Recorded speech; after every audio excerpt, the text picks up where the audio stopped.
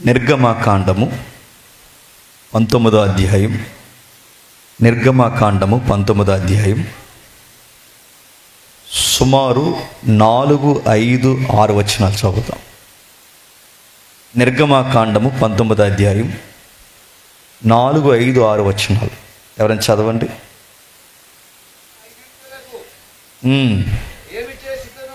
నేను ఐగుప్తిలో ఏమి చేసితునో నేను మిమ్మల్ని గెద్ద రెక్కల మీద మోసి నా యొద్దకు మిమ్మల్ని ఎట్లు చేర్చుకుంటున్నో మీరు చూసితిరి. కాగా శ్రద్ధగా విని నా నిబంధన అనుసరించిన ఎడల మీరు సమస్త దేశములలో నాకు స్వకీయ సంపాద్యమగుదురు. సమస్త భూమియు నాదే కదా. మీరు నాకు యాజక రూపకమైన రాజ్యముగాను పరిశుద్ధమైన జనముగాను ఉందురని చెప్పుము. నీవు ఇశ్రాయేలుతో పలకవలసిన మాటలు ఇవే అని చెప్పగా ఆగుదాం. ఏదన్నా ఒక సందర్భాన్ని చదివినప్పుడు ఖచ్చితంగా దాని వెనకున్న నేపథ్యాన్ని అర్థం చేసుకుంటూనే చెప్పాలి. ఎలా పడితే అలా చదివి, ఎలా పడితే దాన్ని ధ్యానించి, ఎలా పడితే అలా వాక్యాన్ని మన లైఫ్కి అప్లై చేసుకుంటామంటే ఈ వాక్యం మనకి ఎంత దీవెనకరమో ఈ వాక్యంతో అంత ప్రమాదకరం కూడా. ఎందుకంటే బైబిల్ ఒక డిస్క్లైమర్ వేసాడు దేవుడు. ఆయన ఏమన్నాడంటే, ఈ వాక్యాన్ని ఎవడైనా కలిపి సెరిపాడో చెప్పండి, ఈ గ్రంథంలో ఉన్న తెగుళ్ళన్నీ మీదకి రప్పిస్తా అన్నాడు. కాబట్టి ఈ వాక్యం మనకి ఎంత వెలుగో, ఈ వాక్యము మనకు ఎంత దీవెనకరంగా ఉందో, ఈ వాక్యము మన జీవితాలను ఎంత వెలుగుమయంగా మారుస్తుందో అంత ప్రమాదం కూడా ఈ వాక్యంతో ఉంది. అందుకే ఏదన్నా ఒక వాక్యాన్ని చదివినప్పుడు ఖచ్చితంగా సందర్భానుసారంగా చదవాలి. దాన్ని థియలాజికల్గా టెక్స్ట్ అంటారు దాన్ని. ఆ సందర్భాన్ని అర్థం చేసుకుంటూనే చదవాలి. ఇప్పుడు ఈ సందర్భానికి అదిపోం. ఏంటి చరిత్ర? ఏదో చెబుతున్నాడు దేవుడు. ఆ చెబుతున్న చరిత్ర వెనకాల ఏదో ఆయన చిత్తాన్ని ఆ పూర్వకాలం నుంచి బయలుపరుస్తున్నట్టు మనకు కనబడుతుంది. ఈ 19వ అధ్యాయంకి వచ్చేసరికి ఒక చరిత్ర నడుస్తుంది. చరిత్రకు దేవుడు ఇశ్రాయేలు సమాజం ద్వారా ఈ సమాజానికి ఒక చరిత్ర కొత్త మార్గాన్ని వేస్తున్నాడు. ఏం చూపించాలనుకుంటున్నాడు, ఏం చెప్పాలనుకుంటున్నాడు, ఏమి తెలియచేయాలనుకుంటున్నాడు? దేవుని మధ్యలో ఏదో ఉంది, అది ఇశ్రాయేలు ద్వారా బయలుపరచాలనుకుంటున్నాడు. అందుకే మొదలు పెట్టాడు. ఆ 4 వచ్చినట్టు, నేను ఐగుప్తీయులకి ఏమి చేసినో మీకు తెలుసు. మిమ్మల్ని గెద్ద రెక్కల మీద మోసి నా యొద్దకు మిమ్మల్ని ఎట్లు నేను చేర్చుకుంటున్నో మీరు చూశారు. ఏం చెప్తున్నాడు ఆ చరిత్ర? ఏ చరిత్ర చెప్తున్నాడంటే, మీరు జాగ్రత్తగా వినండి. దేవుని యొక్క సంకల్పంలో మొట్టమొదటి మానవుడు ఆదాముని ఈ ప్రపంచానికి ఒక రెఫరెన్స్గా ఉండాలనుకున్నాడు. ఒక దేవుని తరపున ఒక రెఫరెన్స్. అంటే ఏదన్నా దేవుణ్ణి అర్థం చేసుకోవాలి అంటే ఈ యూనివర్స్కి మధ్యవర్తిగా వ్యవహరించాల్సింది ఆదాము. ఏం చేశాడో మనకు తెలుసు, గండి కొట్టాడు. ఆ తర్వాత ఆదాము తప్పు చేసిన తర్వాత మళ్ళీ దేవుడు కొత్త జనాంగాన్ని ఉద్భవింపజేశాడు. ఆ కొత్త జనాంగాన్ని సేతు ద్వారా దేవుడు బయటికి తీసుకొచ్చి ఆ సేతు సంతానంలోంచి దేవుడు మళ్ళీ కొత్త ప్రజానికాన్ని పిలుచుకుంటున్నాడు. ఆ పిలుచుకుంటున్న టైంలో దేవుడు ఏర్పాటు చేసుకున్న మరొక ప్రత్యేకమైన కుటుంబం నోవహు. ఆ నోవహు ద్వారా ఎంపిక చేసి దేవుడు అన్నాడు, మళ్ళీ నీ ద్వారా ఈ ప్రపంచాన్ని స్టార్ట్ చేస్తానన్నాడు. మొట్టమొదటి ప్రపంచాన్ని ప్రారంభించింది ఆదాము ద్వారా. ఆదాము దెబ్బతిన్న తర్వాత మళ్ళీ ఆ ప్లాన్ ఎవరి మీదకి వచ్చింది? నోవహు ద్వారా. ఇప్పుడు నోవహు ఏం చేశాడు మనకు తెలుసు. ఆయన తాగి పడిపోయాడు. ఎప్పుడైతే ఆయన తాగి పడిపోయాడో బాగా వినాలి, ఆయన తాగి పడిపోయిన తర్వాత ఆ పిల్లలు వ్యవహరించిన శైలి మనకు తెలుసు. ఆయన తాగడం తప్ప ఒప్ప ఈ ఆర్గ్యుమెంట్ ఇప్పుడు మనకు వద్దు. వాళ్ళ పిల్లలు చేసిన సిగ్గులేని కొన్ని పనులను బట్టి మళ్ళీ కుటుంబం వేరొక టర్న్ తీసుకుంది మనకు తెలుసు. ఆ తర్వాత మళ్ళీ 3 కొడుకులు. ఆ 3 కొడుకుల్లోంచి దేవుడు మళ్ళీ నాగరికత ప్రారంభిస్తే ఆ నాగరికతలో దేవుడు పిలుచుకున్న మరొక వ్యక్తి అబ్రహాం. ఎవరు? అబ్రహాం మళ్ళీ స్టార్ట్ చేశాడు. ఆదాముకి ఏది చెప్పాడో, నావోహుకి ఏం చెప్పాడో దాన్ని కొంచెం మాడిఫికేషన్ చేసి ఇప్పుడు దేవుడు ఎవరికి చెప్తున్నాడంటే అబ్రహాముకి చెప్తాడు. ఏమంటున్నాడు? మళ్ళీ ఈ ప్రపంచంతో మాట్లాడాలనుకుంటున్నాను అన్నాడు.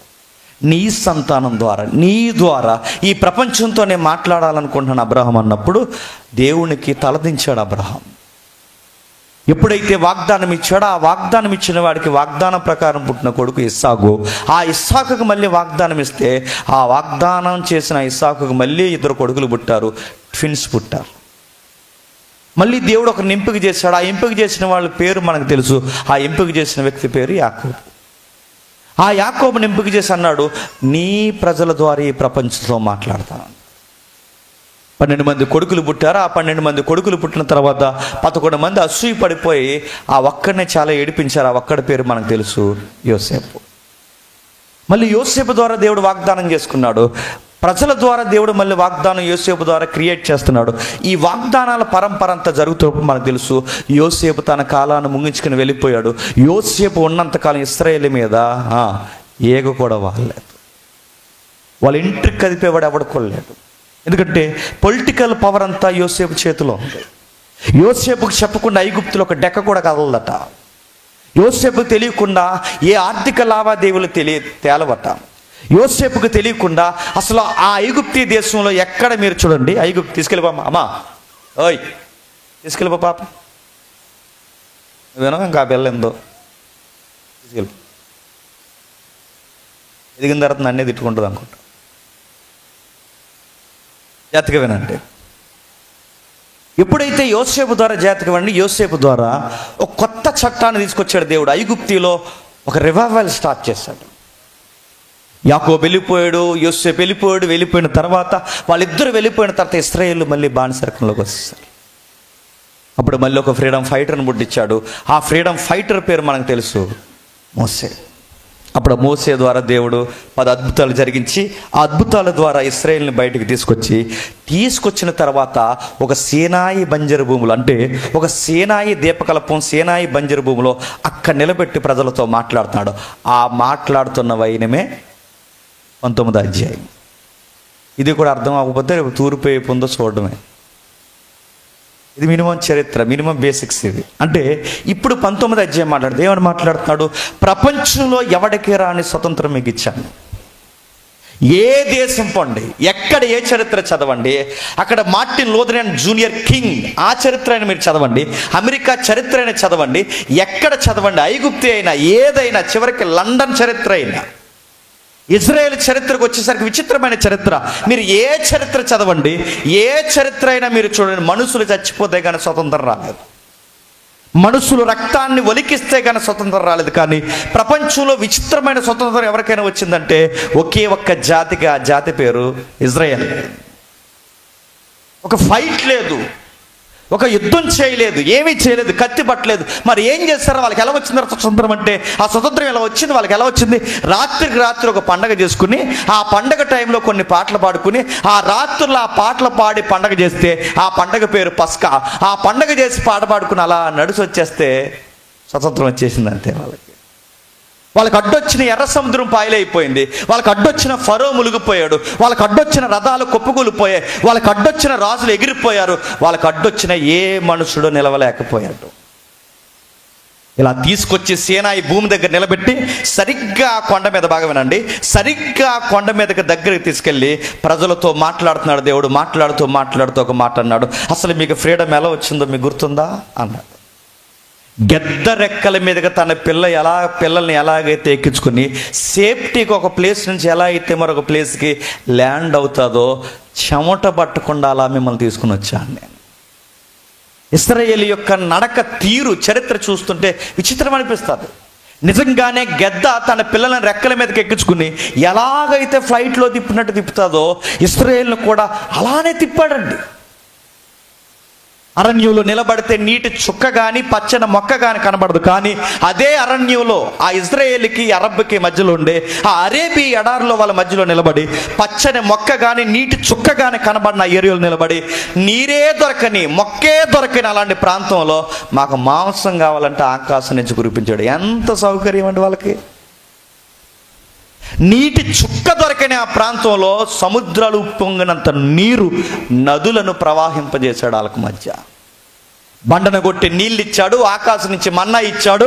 వాళ్ళు నడుస్తుంటే చెప్పులు అరిగిపోతాయేమని నేను అడుగుతున్నాను, ఒక లవర మాదిరి చెప్పులు కూడా అరగకుండా చూసుకున్నాడంట. ప్రేమికుడు చెప్పులు అరగనివ్వలేదట. చెమట ఎక్కడైతే పట్టేస్తాదేమోని తన ప్రియురాలను చూసుకుంటున్నాడండి. ఇశ్రాయేలు తన ప్రియురాలే. చెమట ఎక్కడైతే పట్టేస్తాదేమోని పగటి వేళ మేఘస్తంభం కూల్గా సెంట్రల్ వేసి అలా నడిచేదంట.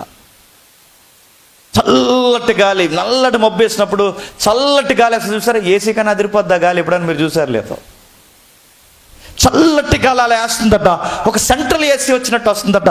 చల్లటి గాలి వస్తుంది. రాత్రి అయితే మళ్ళీ చలి ఎక్కువైందని వాళ్ళకి మళ్ళీ హీటర్ పెట్టాడంట. పగటేమో కూలర్ పెట్టాడు, రాత్రి ఏమో హీటర్లు పెట్టాడు. ఎక్కడైతే వాళ్ళకి రోగాలు వస్తాయేమని సొమ్మ చెల్లకుండా, ఆ బీపీలు షుగర్లు ఉంటాయి చూసారా, అవి అప్ అండ్ డౌన్ అవ్వకుండా, సొమ్మ సెల్ అనే పదం ఉంటుంది, అప్ అండ్ డౌన్ అంటే హెల్త్ స్కేల్లో ఇంచు కూడా తేడా రాకుండా కాపాడాడంట. చెప్పులు అరగనివ్వలేదు, బట్టలు మాయనివ్వలేదు, ఎక్కడ కూడా వీళ్ళకి ఇబ్బంది కలగనివ్వలేదు. ఇంత చక్కగా తీసుకొచ్చాడు. ఇలా తీసుకొచ్చి ఒక కొండ దగ్గర నిలబెట్టాడు. ఆ కొండ పేరు సీనాయి కొండ. ఏ కొండ? జాగ్రత్తగా వినండి, మీరు ఏదో వింటున్నారని మీకు అర్థం అవ్వాలి. ఆ సీనాయి కొండ దగ్గర తీసుకొచ్చి నిలబెట్టి దేవుడు అన్నాడు, మీకు ఒక రాజ్యాంగం ఇస్తానన్నాడు. ఏమిస్తానన్నాడు?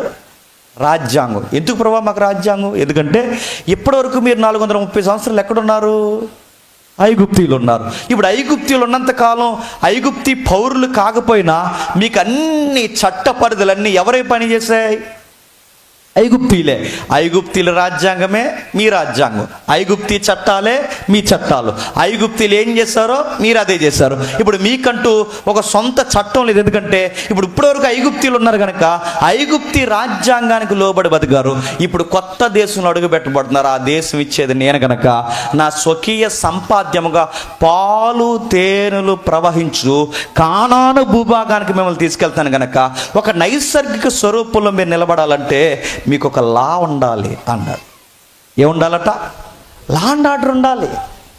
అందులో సివిల్ లా ఉండాలి, గాడ్స్ లా ఉండాలి, ట్రెడిషనల్ లా ఉండాలి. ఈ మూడింటిని కలిపాడు. బాగా వినండి, civil law, God's law, traditional law. అంటే సివిల్ లా అంటే నీళ్ళు ఎక్కడ ఉండాలి, ఆడిళ్ళు ఎక్కడ ఉండాలి, ఈడి డ్రైనేజ్ ఎక్కడ ఉండాలి, వాడి డ్రైనేజ్ ఎక్కడ ఉండాలి, దీన్ని సివిల్ లా అంటారు. దీన్ని అందుకే ఇశ్రాయేలు పాత నిబంధన కూడా వచ్చినా చదువుతుంటే మన బుర్రకు అర్థమవుతుంది. రే నీ సూర్యు ఇక్కడ వరకు ఉండాలరా, నీ నీరు ఇక్కడ పడాలరా, ఇవి చెప్తుంటాడు. నీ డ్రైనేజ్ ఇక్కడ ఉండాలి, ఇవన్నీ చెప్తుంటాడు. ఇవన్నీ ఎందుకు చెప్తున్నాడు? అది సివిల్ అంటారు దాన్ని. ఇవి కూడా ఎందుకు చెప్పాలి? ఇప్పటి వరకు వీళ్ళు ఎక్కడ మగ్గిపోయి వచ్చారు చెప్పండి? ఐగుప్తీలో. ఇప్పుడు కొత్త దేశంలోకి వచ్చారు. ఎలా పడతా అలా ఉండంటారు అంటే ఏం చేస్తారు చెప్పండి? ఒకటికొకటి కొట్టి చచ్చిపోతారు. అందుకే నీళ్ళు ఇగో ఈ గోత్రికులందరూ ఇటు ఉండండి, ఈ గోత్రికులందరూ ఇటు ఉండండి, ఈ గోత్రికులందరూ ఇటు ఉండండి, చుట్టూ మీరు ఉండండి, మధ్యలో నాకు గుడారం వేయండి. నీ టెంట మీద నీరు వాడి భూభాగంలో పడకూడదు, వాడి టెంట మీద నీరు నీ భూభాగంలో పడకూడదు, జాగ్రత్త కలిగి ఉండండి అని దీన్ని ఒక సివిల్ అమలు చేశాడు అన్నమాట. చాలా ట్రెడిషన్ నేర్పించాడు. ఎలా ఏ బట్టలు వేసుకోవాలో, ఏం తినాలో, ఎలా కూర్చోవాలో, ఎలా నడవాలో, ఎలా మాట్లాడాలో, ఇవన్నీ ఒక ట్రెడిషన్ నేర్పించాడు వాళ్ళకి. సివిల్లా ఇచ్చాడు, ట్రెడిషన్లా ఇచ్చాడు. నెక్స్ట్ ఆయన ధర్మశాస్త్రాన్ని అందులో ఇంక్లూడ్ చేశాడు. దీనిని మీరు ఖచ్చితంగా చెప్పండి పాటించాలన్నాడు.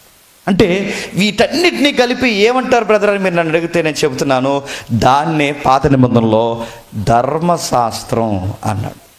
ఏమన్నాడు? ధర్మశాస్త్రం.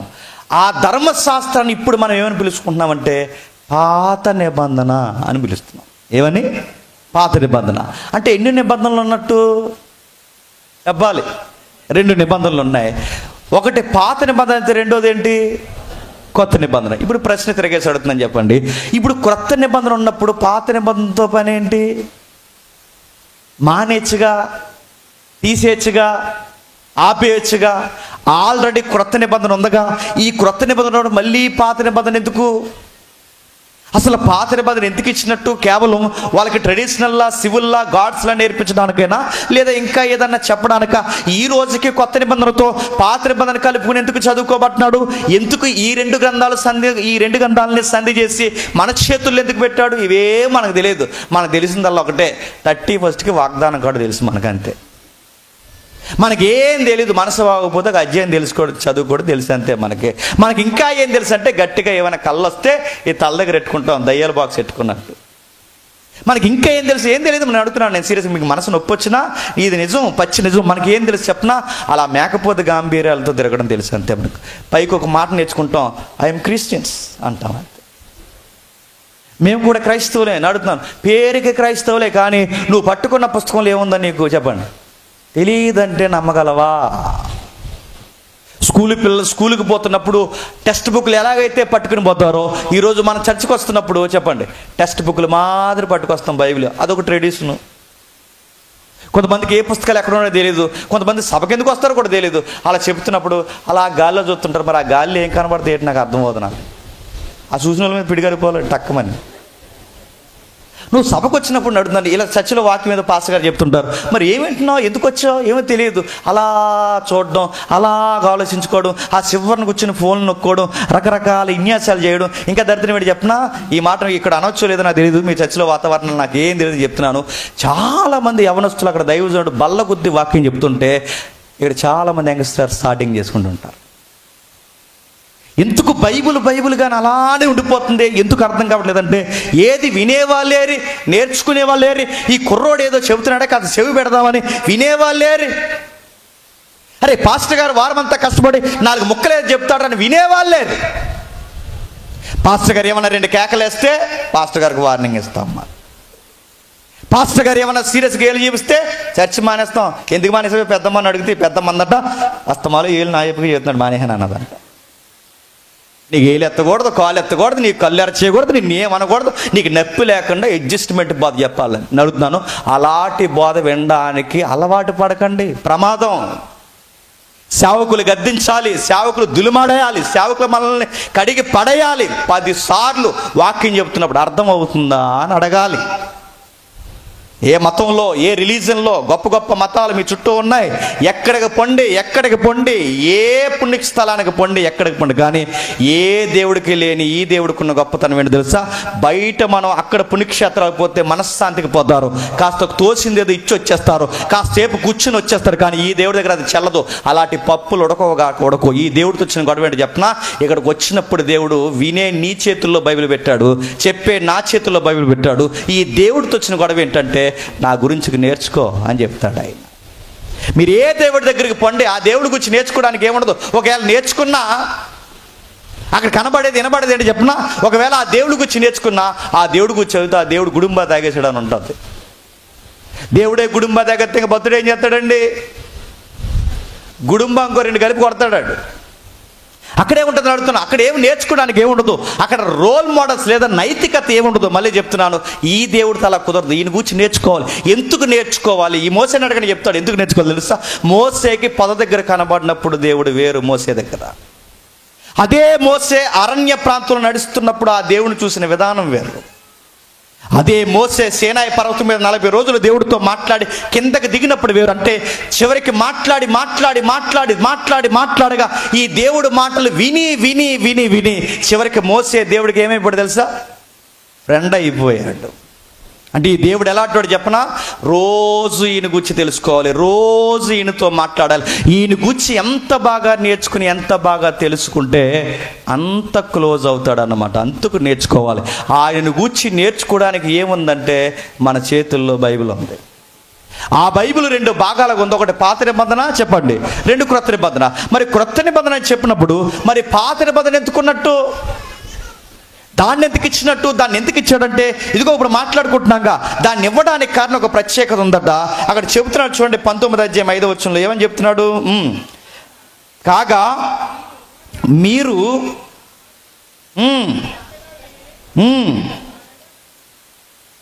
కాగా మీరు నా మాట శ్రద్ధగా విని నా నిబంధన అనుసరించి నడిచిన ఎడల మీరు సమస్త దేశ జనులలో నాకు స్వకీయ సంపాద్యమగుదురు. అంటే ఏం కోరుకుంటున్నాడు? మీకెందుకు నేను ఈ ప్రత్యేకతలు ఇస్తున్నాను, మీకెందుకు ఇవన్నీ నేను ఇస్తున్నానంటే, ఈ ప్రజలందరికీ మీరు ఒక రోల్ మోడల్గా ఉండాలి. ప్రపంచం మాట్లాడుకోవాలి. అరే వీళ్ళంత చక్కగా ఎలా ఉంటున్నారు అంటే వీళ్ళకి ఒక లా ఉందరా అని చెప్పుకోవాలి. దాని పేరు ధర్మశాస్త్రం రా, లేదా వాళ్ళ ఇశ్రాయేలు పరిభాషలో దాని పేరు థోరా. అదొకటి ఉందరా, అదేరా వీళ్ళు నడిపిస్తుందని వాళ్ళు ఖచ్చితంగా మాట్లాడుకోవాలి. ఆ మాట్లాడుకున్న మాటల్లో ప్రజలకు కొన్ని విషయాలు అర్థం కావాలి.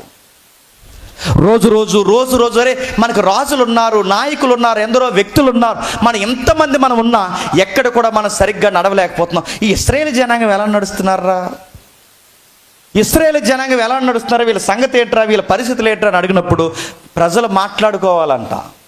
అందుకంటున్నాడు, మీరు నా స్వకీయ సంపాద్యం. అంటే ప్రజలందరూ మిమ్మల్ని చూసినప్పుడు ఏం చెప్పుకోవాలి చెప్పనా, వీళ్ళు నా ప్రతినిధులని ప్రజలు మీ గురించి మాట్లాడుకోవాలి.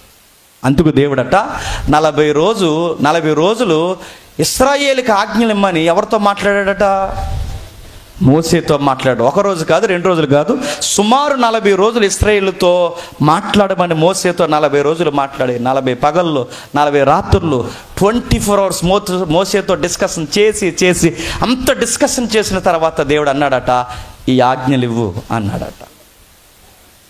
40 రోజులు మాట్లాడంటే ఏం మాట్లాడుంటాడు చెప్పండి.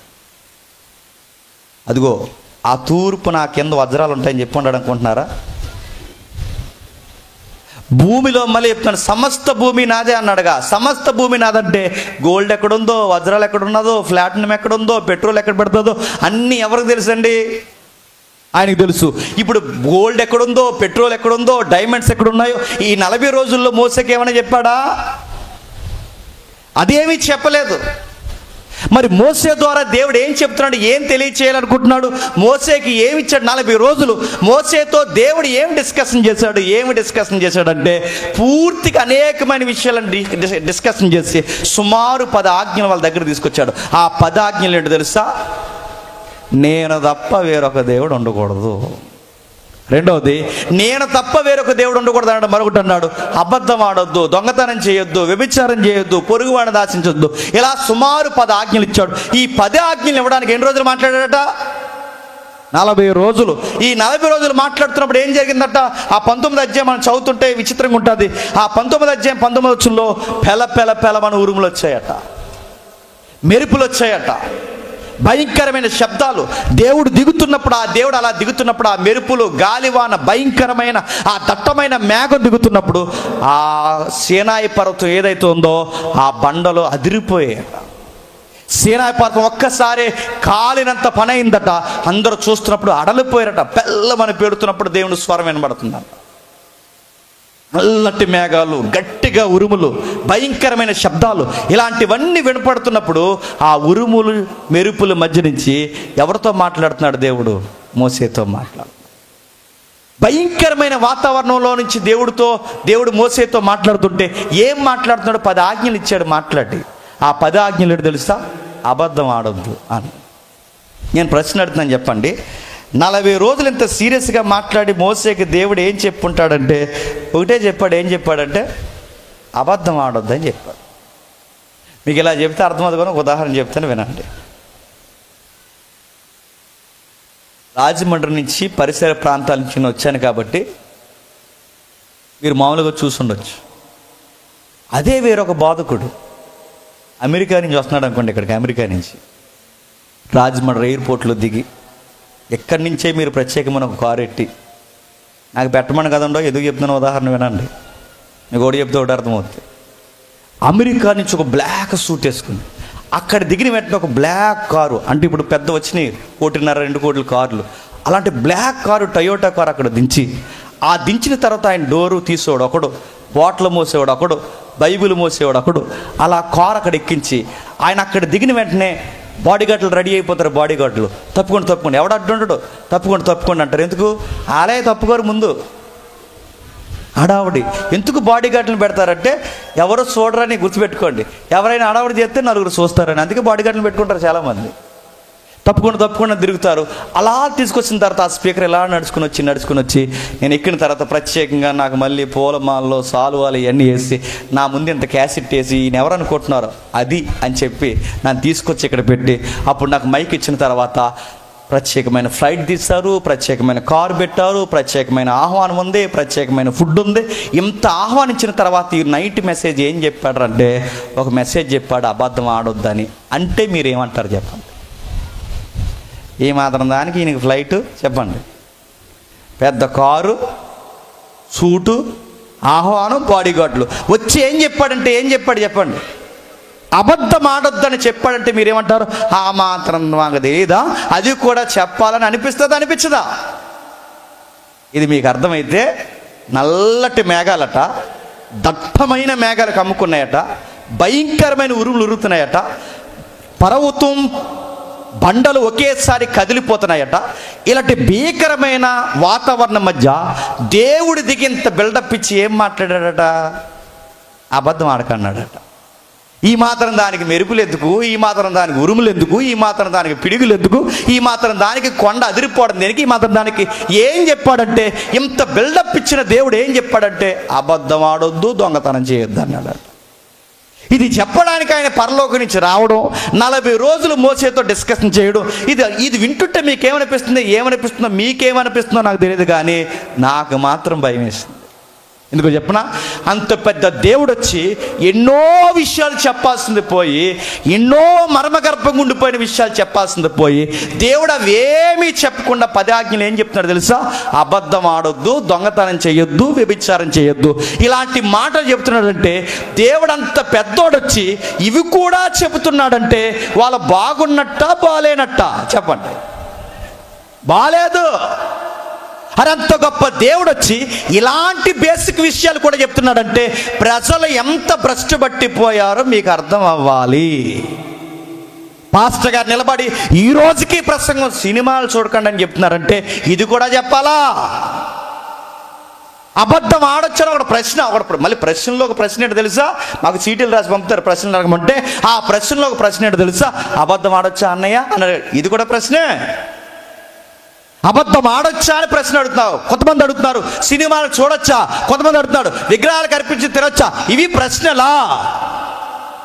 నువ్వు సినిమా చూడొచ్చా అని అడుగుతున్నావంటే నీ ప్రశ్నే చెప్తుంది నువ్వు ఎంత చండాలంగా జీవిస్తున్నావు. అది కూడా నీకు వర్తమానం చెప్పాల్సి వస్తుందంటే, అబద్ధం ఆడొద్దంటే నీకు అబద్ధం కూడా తప్పు అనిపించట్లేదంటే నువ్వు బతుకు ఎంత చండాలంగా నువ్వు లీడ్ చేస్తున్నావు నీకు అర్థం అవ్వాలి. ఇన్ని సంవత్సరాలు అయిపోయి మిషనరీ కట్టిన సంఘం అని అన్నాను. ఇన్ని సంవత్సరాలు అయిన ఈ సంఘంలో ఒకవేళ పులిపేట మీద మీ పాస్టర్ గారు ఈ రోజుకి అబద్ధం ఆడొద్దని ఇక్కడ నిలబడి చెబితే అడుగుతున్నాను, మీరు ఎదిగినట్ట ఇంకా వెనక్కున్నట్ట చెప్పండి. ఎక్కడో ఆత్మీయంగా ఎదిగి ఒక ఉన్నతమైన స్థితిలో ఉండాల్సిన వారు ఈ రోజు కూడా ఈ మౌలికమైన విషయాలు మనం చెప్పుకుంటున్నామంటే వెనకడుగులు వేస్తున్నట్టు లెక్క. ఇశ్రాయేలు ఐగుప్తులో 430 సంవత్సరాల నుండి ఏం చేశారు?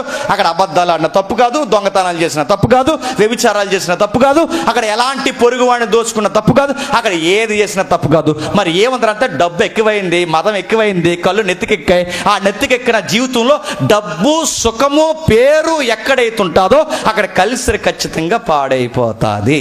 ఇదే సూత్రం మీకు. మన పల్లి ప్రాంతాల్లో ఉన్న వాతావరణం పట్టణ ప్రాంతాల్లో ఉంటుందా? ఎందుకు ఉండదు? డబ్బు ఎక్కువైపోయింది అక్కడ. మన పట్టణాల్లో ఉన్న కట్టుబాట్లు సిటీలకు పోతే ఉంటుందా? ఉండదు. ఎందుకు? చదువులు, డబ్బు, లగ్జరీ ఎక్కువైపోయింది. మీది ఇదే గుర్తు.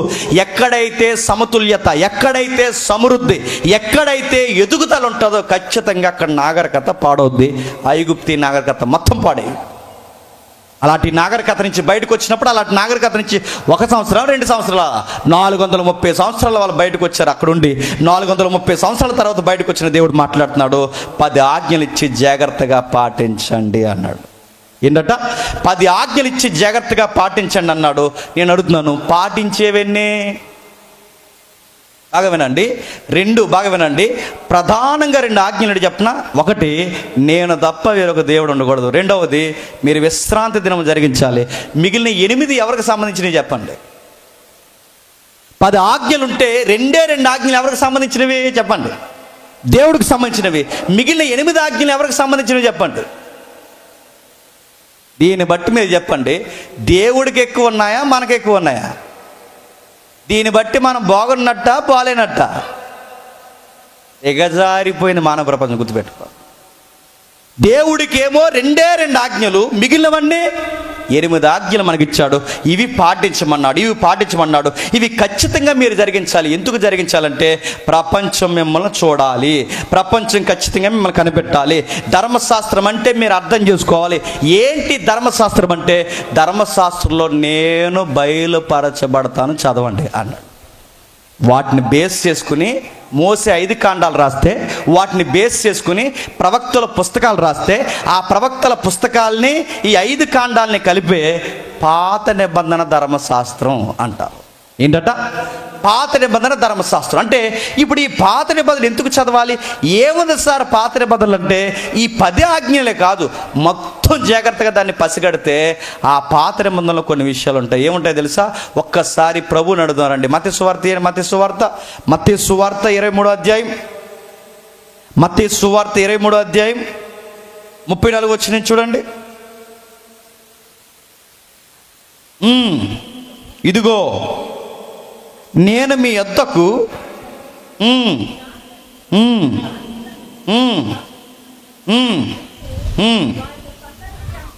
కొందరిని చంపి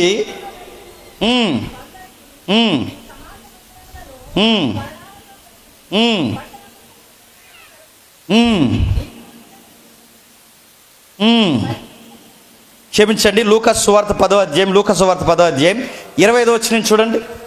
లూకా సువార్త 10వ అధ్యాయం 25వ వచనం. లూకా సువార్త 10వ అధ్యాయం 25వ వచనం అండి. ఒకప్పుడు ధర్మశాస్త్రం ఉపదేశకుడు ఒక ఆయన వచ్చాడట. నిత్య జీవానికి నేను ఏమి చేయవలనని ఆయనను శోధించుచు అడిగాను. అందుకైన ధర్మశాస్త్రం అందు ఏమి రాయబడి ఉన్నది, నీవు ఏమి చదువుచున్నావని అతను అడుగుగా, అతడు నీ దేవుడైన ప్రభువుని నీ పూర్ణ హృదయముతో, నీ పూర్ణ మనసుతో, నీ పూర్ణ శక్తితో, నీ పూర్ణ వివేకముతో ప్రేమింపవలన నిన్ను వలె నీ పొరుగు వారిని ప్రేమింపవలనని రాయబడి ఉన్నదని చెప్పిన. అందుకు ఆయన నీవు సరిగ్గా ఉత్తరం ఇచ్చితే అలాగే చేయుట అందుకైనా నువ్వు సరిగ్గా ఉత్తరం ఇచ్చదివి అలాగూ చేయము, అప్పుడు జీవించదువని అతనితో చెప్పును. ఈ చదువుతుంటే ఏమర్థమవుతుంది? ధర్మశాస్త్రం అంటే ఏంటో ఒక ధర్మశాస్త్ర ఉపదేశకుడు అడిగాడట. అసలు ధర్మశాస్త్రం అంటే ఏంటి చెప్పు, పాత నిబంధన అంటే ఏంటి చెప్పు, 2 ముక్కల్లో చెప్పంటే ప్రభువైన యేసుక్రీస్తు వారు అన్నారట, ఒక్క మాటలో కాదు 2 ముక్కల్లో చెప్తాను. ఆ ఒక్క మాటలో కాకుండా ధర్మశాస్త్రం అంటే 2 ఉన్నాయి. 2 ఏంటంటే, 1 దేవునికి సంబంధించింది, 2 నీ పొరుగోడికి సంబంధించింది. పాత నిబంధన అంటే ఏంటంటే, 1 నీ పొరుగువాడు ఎలా ఉండాలో చూడాల్సినది, 2 నీ దేవుడు ఏంటో నీకు అర్థమయ్యేది. అంటే పాత నిబంధన ఎందుకు ఇచ్చాడు? 1 నువ్వు సోషల్ లైఫ్లో ఎలా బతకాలో నీకు తెలియాలంటే పాత నిబంధన చెబుతుంది. 2 ఆ సోషల్ లైఫ్ ఇతరులతో నువ్వు ఎలా సఖ్యత కలిగి ఉండాలో నీకు తెలియాలంటే దేవుడేంటో కూడా చెబుతుంది. ఈ దేవుడేంటో నీకు తెలిస్తేనే ఇతరులతో ఎలా బతకాలో తెలుస్తుంది. ఇతరులతో ఎలా బతకాలో తెలియాలంటే ఖచ్చితంగా నీ దేవుడు అంటే నీకు తెలియాలి. దేవుడు అంటే ఏంటో తెలియకపోతే ఇతరులతో మనకు బతకడం రాదు. ఇతరులను చంపేస్తాం. ఉదాహరణ చెప్పనా, ఆ కాశ్మీర్లో కాల్చేశారు కదా, నడుతున్నాను, ఆ కాశ్మీర్లో చంపేశారు. ఎందుకు చంపేశారు చెప్పండి? కాశ్మీర్లో ఎందుకు చంపేశారు చెప్పినా డైరెక్ట్ క్వశ్చన్కి డైరెక్ట్ ఆన్సర్ అంటే చెప్పినా వాళ్ళ దేవుడు చంపేమన్నాడు, చంపేశారు అంతే. అంటే మీకు ఏమర్థమవుతుంది? మనం అర్థం చేసుకునే దేవుడు ఏంటో మనకు సరిగ్గా అర్థం కాకపోతే దేవుడి పేరు మీద ఇతరులను ఏం చేస్తాం చెప్పండి? చంపుతాం. అదే దేవుడిని ఒక్కడ పెట్టుకుని ఆ మనుషులతో చెలగాటాలు ఆడతాం. అదే దేవుడిని ఒక్కడ పెట్టుకుని ప్రజలతో భయంకరమైన వ్యవహారపు శైలి మనం కలిగి ఉంటాం. అందుకే చెప్తున్నాడు చూడండి, యేసు ప్రభువు వారు అంటున్నాడు ధర్మశాస్త్ర ఉపదేశకుడితో, ఏంటి ప్రభువా నాకేం చెప్పాలనుకుంటున్నావు? అసలు ధర్మశాస్త్రం అంటే ఏంటి, పాత నిబంధన అంటే ఏంటి? అప్పుడు ప్రభువు అన్నాడు, 1 నీ దేవుడికి సంబంధించింది, 2 నీ పొరుగోడికి సంబంధించింది. అంటే పాత నిబంధన చదువుతుంటే ఏం కనబడతాయి? 2 పాయింట్స్ కనబడతాయి. 1 అలా చదువుతుంటే దేవుడు కనబడతాడు. 2 అలా చదువుతుంటే నా పొరుగోడిని ఎలా ప్రేమించాలి నాకు అర్థమవుద్ది. అలా కనబడుతుంటే దేవుడు కనబడుతుంటే ఏమర్థమవుద్ది అంటే అలా పాత నిబంధన చదువుతుండగా నేను ఎలాగున్నానో కూడా నాకు అర్థమవుద్ది. అంటే నేను ఎలాగుండానో నాకు అర్థం అవడం ఏంటి? మనం అనుకుంటాం ఈ బైబిల్ చదువుతున్నప్పుడు మనం బాగున్నట్టు మనకు అనిపించదండి. మనం ఎంత రోతగా బతుకుతున్నామో మనకు అర్థమవుతుందండి. అందుకే ధర్మశాస్త్రాన్ని ఇశ్రాయేలుకి ఎందుకు ఇచ్చాడు? 430 సంవత్సరాలు అక్కడ మగ్గిపోయి ఇచ్చారు. ఇప్పుడు మగ్గిపోయి వచ్చిన వాళ్ళు వాళ్ళ తప్పుడు విధానంలో ఉన్నారని తెలియాలంటే వాళ్ళని కొలిసే ఒక కొలత కావాలిగా. ఆ కొలిసే కొలత ఏంటి? ఆయన వాక్యమే కొలత. వాడు తేడాగా ఉన్నాడో బాగున్నాడో తెలియాలంటే వాడు ఎలా ఉన్నాడో తెలియజేసే ఒక స్కేల్ ఉండాలిగా. మీకు ఇంకా బాగా అర్థం కావాలంటే ఒక గీత వంకరగా ఉందని తెలియాలంటే పక్కన ఒక స్ట్రైట్ లైన్ ఉండాలిగా. మనుషులు బాలేదని తెలియాలంటే మనుషులు ఎదుట ఎవరు నిలబడాలో తెలుసా? దేవుడు నిలబడాలి. దేవుడు నిలబడితే మనుషు బతకలేడు కనుక దేవుడిని చూపించడానికి దేవుడు చేసిన ప్లాన్ ఏంటంటే తన వాక్యంలో నుంచి వాళ్ళ మధ్య నిలబడాలనుకున్నాడు. అందుకే వాక్యాన్ని ఇచ్చి దాన్ని చదవమన్నాడు. చదివితే ఏమర్థమవుతుందో ఒక్కసారి 19వ కీర్తన తీయండి. 19వ కీర్తన 7వ వచనం నుండి 19వ కీర్తన జాగ్రత్తగా వినండి. ఎందుకు చెప్తాను ఈ విషయాలు మీకు అర్థమవుతాయి. 19వ కీర్తన 7వ వచనం నుండి, యెహోవా నియమించిన ధర్మశాస్త్రము యథార్థమైనది, అది ప్రాణమును తెప్పరిల్ల చేయును. యెహోవా శాసనము నమ్మదగినది, బుద్ధిహీనులకు జ్ఞానము పుట్టించును.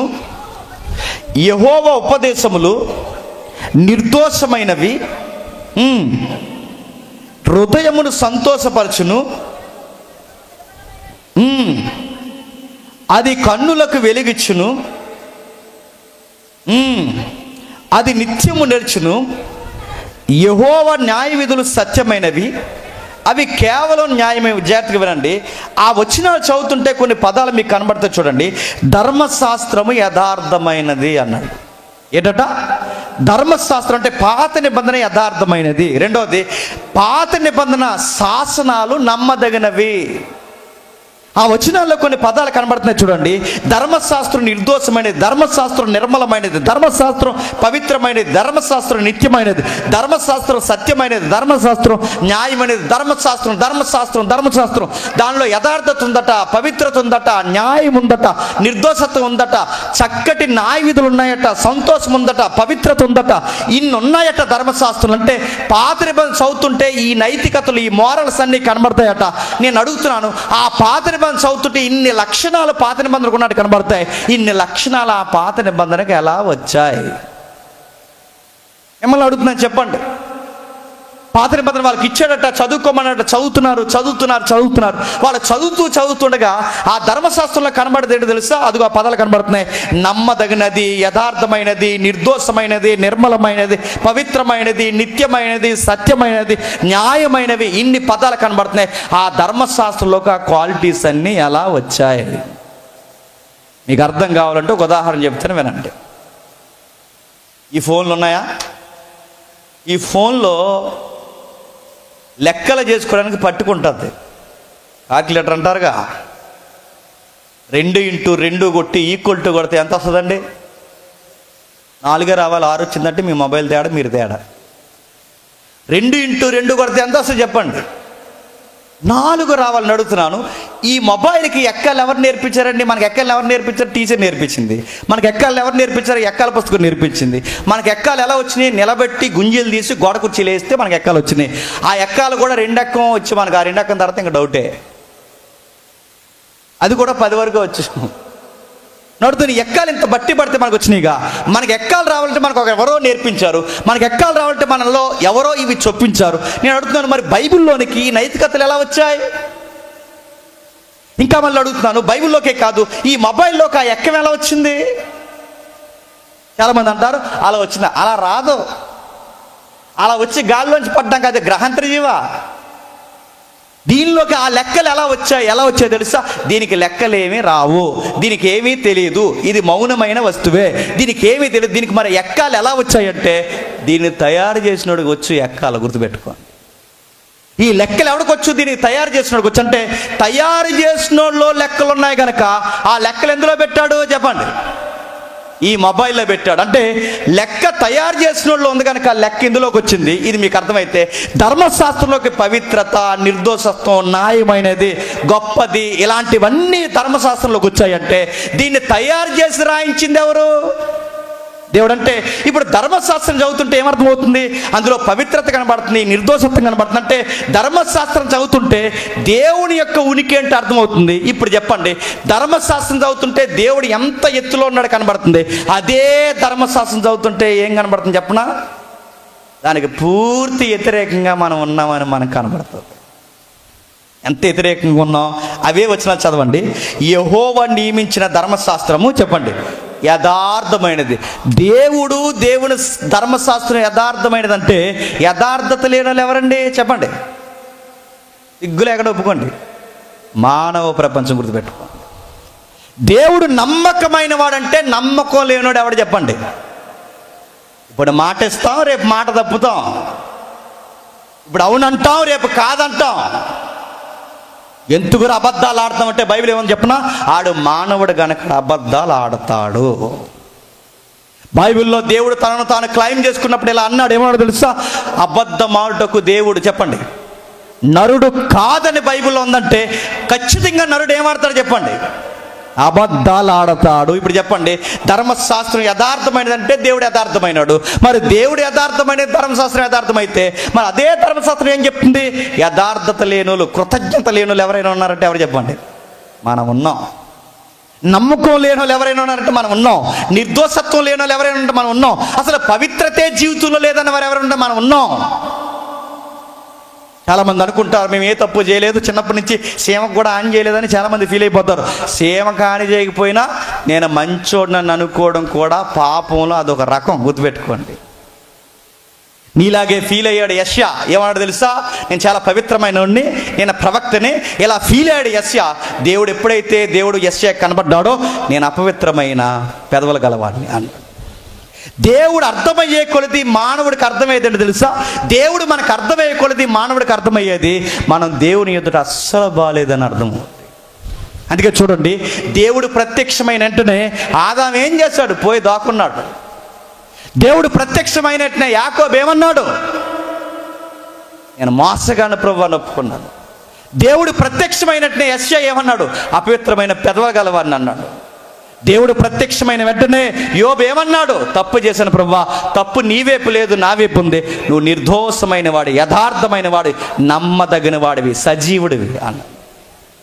దేశమంతా రక్తం ఏర్లై పారుతుంటే, ఇశ్రాయేలు కుటుంబం అంతా కుటుంబాలుగా చితికిపోతుంటే, నీ యందు అన్యాయం కలదు, నీ ప్రజల్ని ఒక్కరిని కూడా నువ్వు కాపాడలేకపోయావని యెరెమీయా అనకుండా ఆ రక్తపు మడుగులో మోకాళ్ళు వేసి యెరెమీయా ఆకాశం వైపు చేతులు ఎత్తి ఏమంటాడు తెలుసా? దేవా, ఎన్ని జరిగిపోయినా, విషయం ఏంటో నాకు అర్థం కాకపోయినా నాకు ఒక విషయం తెలుసు, నువ్వు ఎంతైనాను నమ్మదగిన వాడివి.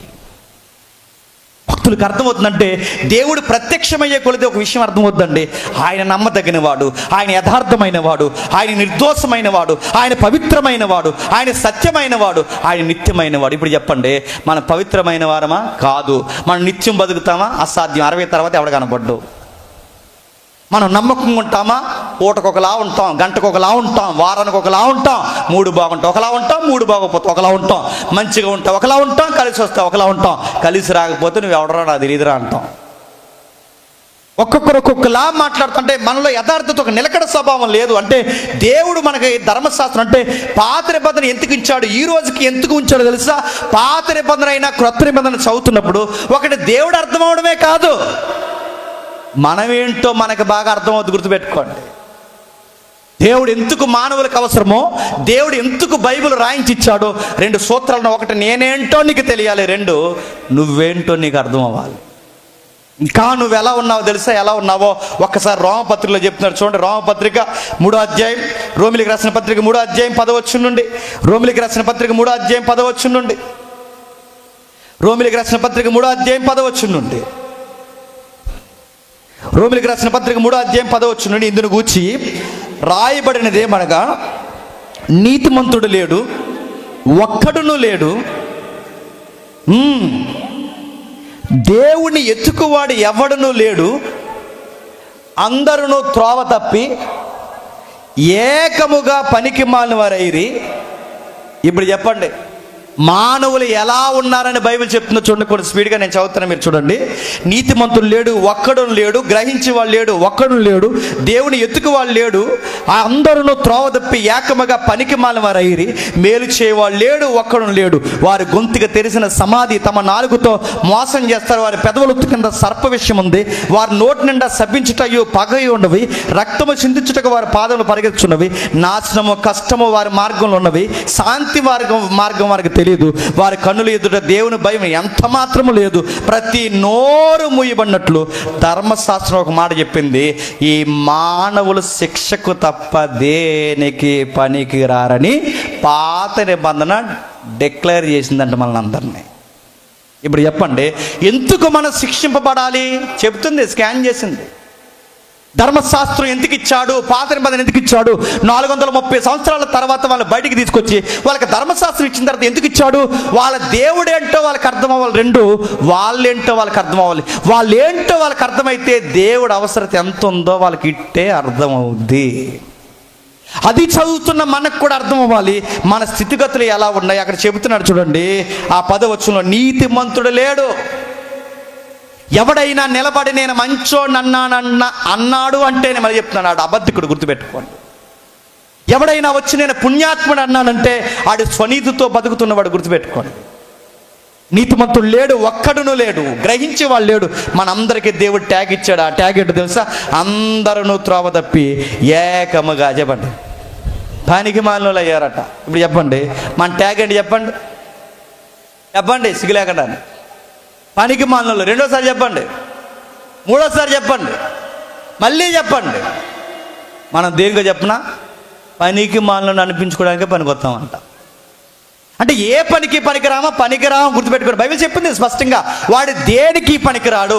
ఒక నీతి ఉండదు, ఒక యథార్థత ఉండదు, ఒక అబద్ధం ఆడకుండా ఉండలేడు, ఒక నిర్దోషత్వం ఉండదు, ఒక నమ్మకత్వం ఉండదు, ఒక న్యాయం ఉండదు. మరి మనుషులు దేనికి వస్తారా? దేనికి పనికిరారు. ఎవరు చెప్తున్నారు ఈ మాట? ధర్మశాస్త్రం చెబుతుంది. నీతిమంతుడు లేడు, ఒక్కడూ లేడు. ఎతికేవాడు, గ్రహించేవాడు లేడు. అందరూ త్రోవ తప్పి పనికిమాలినోళ్ళు అయ్యారు. వాళ్ళ యాటిట్యూడ్ ఎలా ఉంటుందో చెప్తాడు చూడండి. ఎవడికి మేలు చేయాలని, ఎవడైనా మేలు చేసినట్టు కనబడినా ఆ మేలు వెనకాలడికి ఏదో స్వార్థం ఉంటుంది. లేదండి, ఊరందరికీ భోజనాలు పెడుతున్నారంటే ఎందుకు పెడుతున్నాడు భోజనాలు? ఏదో ఉంటుంది వెనకాల రాజకీయం. గుర్తుపెట్టుకోండి. లేదండి, పులిహార పట్లాలు పెంచుతున్నారండి అంటే ఎందుకు పులిహార పట్లాలు పెంచుతున్నారు? ఎందుకు చెప్పినా, 10 రూపాయలు పులిహార పట్లం పెంచి 100 రూపాయలు పబ్లిసిటీ ఫేస్బుక్లో చేస్తారు. సెల్ఫ్ మేలు చేస్తున్నాం ఎవరు అనుకోకండి. భోజనాలు పెడుతున్నాం, బట్టలు పంచుతున్నాం, రకరకాల ఎందుకు చేస్తున్నాం? పబ్లిసిటీకా, ఓటింగ్కా? ఏ ఇంటెన్షన్ ఉంది? ఏదో ఇంటెన్షన్ ఉంది. ఏమీ ఆశించకుండా మేలు చేసేవాడు ఎవడున్నాడు? జీవించండి. 10 రూపాయలు అడుక్కునేవాడికి వేసే ముందు కూడా 10 సార్లు ఆలోచిస్తాం. 10 రూపాయలే అంటాం మనం. ఇప్పుడు 10 ఎత్తాడు, ఏదో కోటీశ్వరుడు అయిపోయినట్టు. 10 రూపాయలు వేయడానికి ఆలోచిస్తాం. మేలు నడుతున్నాయి. ఏ విషయంలో మేలు చేస్తాం? మేలు చేసేవాడు ఎవ్వడు లేడు. మరి ఏం చేస్తారు? వాళ్ళ గొంతుక తెరిసిన సమాధి. మనం అనుకుంటాం చక్కగా పాటలు పాడేద్దాం. దేవుడు అన్నాడు, సమాధిరా మీ నోరు అన్నాడు. దేవుడు చెప్తున్నాడు సీరియస్గా, సమాధి. మీరు నోరిప్పితే నాకు స్తుతి కాదు, చెప్పండి, వాసన అన్నాడు. నీ గొంతుకు తెరిసిన సమాధి. నాలుగుతో మోసం చేస్తారు. ఇంతకే సమాధులు అని అంటున్నది నేను అంటున్నాడు. ఎందుకు అంటున్నాడు చూడండి, మీ పెదవులు మంచివి కాదు, మీ నోరు మంచిది కాదు, మీ పాదాలు మంచివి కాదు, మీ చేతులు మంచివి కాదు. 18వ వచనంలో మీ కన్నులు మంచివి కాదు. 19వ వచనంలో మీ నోరు మంచిది కాదు. మరి ఎన్ని మంచిది కదంటే, నడినెత్తి మొదలుకొని అరికాల వరకు ఏది మంచిది లేనప్పుడు మేము దేనికి పనికొస్తాం ప్రభు అంటే, ధర్మశాస్త్రం అందట వీళ్ళందరూ దేవుని శిక్షకు తప్ప, చెప్పండి, దేనికి పనికిరారు. దేనికి పనికొస్తాం? ధర్మశాస్త్రం చెప్పేసిందట, మీరు శిక్షకు తప్ప దేనికి పనికిరారు. దెబ్బలు తినడానికి తప్ప దేనికి పనికిరారు. శిక్ష పడి నరకానికి పోవడానికి తప్ప దేనికి పనికిరారు.